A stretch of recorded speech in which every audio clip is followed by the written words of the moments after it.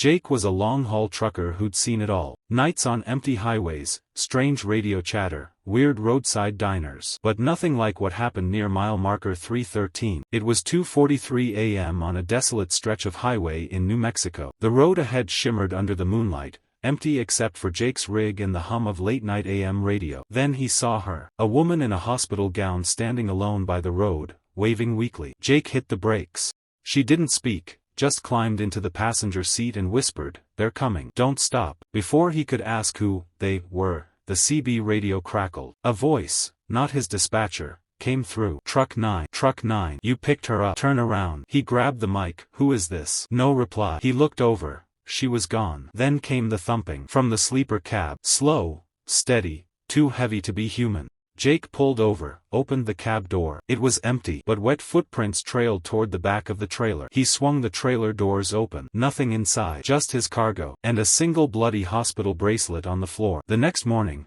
Jake swore he'd passed mile marker 313 3 times that night, even though it was a straight road. He doesn't haul night routes anymore. Lena Madsen had been on the road for over a decade, but she'd never taken a job like this one. After her husband died in a highway pileup 3 years ago, trucking became her therapy. Every night she drove, alone in the hum of her Peterbilt, it was like the road washed away a little more grief. She liked it that way, silence, rhythm, and the safety of the dark. So when a late-night dispatcher from a company she didn't recognize, Acheron Logistics, offered her $5,000 for an overnight refrigerated haul across West Virginia, no questions asked, Lena took it. She was behind on bills, and she'd hauled stranger things for less. The only instruction: do not open the trailer. Do not stop unless absolutely necessary. Midnight cargo. She picked the trailer up at a deserted loading dock near Charleston. No one greeted her. Just a clipboard with a manifest label. Urgent, biological, prepaid. Destination,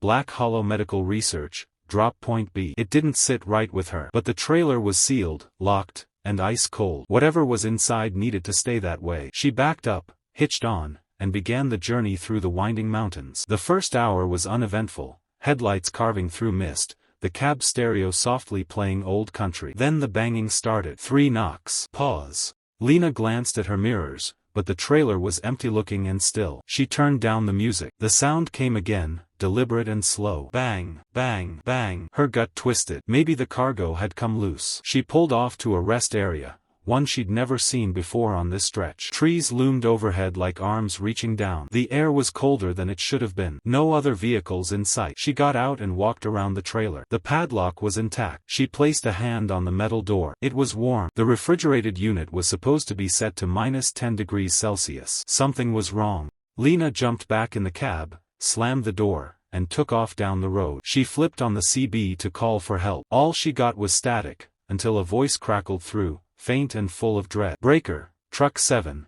you're not supposed to be on that road." Lena blinked. She hadn't identified herself. "They died cold. They don't want to be warm again. Don't stop. Don't let them out." She froze. Who the hell is this? But the channel went dead. She punched the GPS. It rerouted her, again and again, the path circling back to the same section of road near a place called Black Hollow. Every time she passed a sign, it was the same one. Mile 87, Black Hollow Road. But her odometer kept ticking forward. 3:07 a.m., the refrigerated unit shut off. She heard it sputter and then go completely silent. Panic surged. If the cargo was biological and sensitive, the temperature rise could ruin it. She radioed out again, nothing. Her phone had lost signal an hour ago. And then, something worse than silence. A voice. From inside the cab. "It's warm now." Lena turned around in her seat. The sleeper cab was empty. But on the window behind her, a handprint slowly appeared, as if pressed from the other side of the glass. Long, skeletal fingers. Too long. She screamed and swerved, her tires skidding on the wet road. The trailer fishtailed but didn't flip. She caught herself and kept driving. She didn't stop. She would not stop.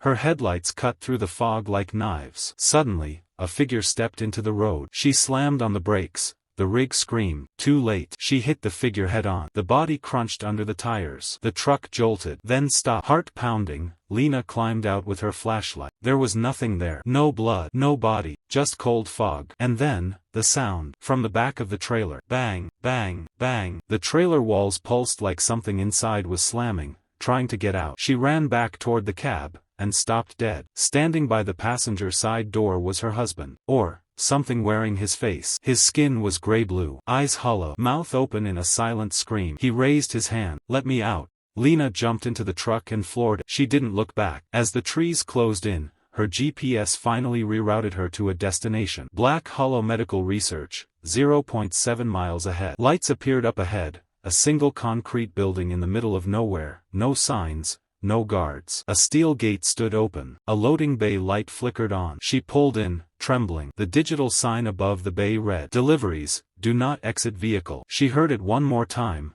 the whisper, like frost on glass. "Thank you." Then, silence. The trailer temperature display blinked back to normal, -10 degrees Celsius. The CB crackled one last time. "Dead freight delivered. Confirm. Exit route open." The gate behind her opened. Lena drove away, never looking in her mirrors. 2 days later, Lena tried to report what happened. But there was no record of Acheron Logistics. No invoice. No payment. Her dashcam footage was corrupted. Her GPS logs, gone. The only thing left was a hospital bracelet in her cab's glove box. It read, "Subject number 314, DOA, Black Hollow Facility." She left trucking for good. But some nights, when sleep won't come, she hears it again. 3 knocks. Pause. 3 knocks.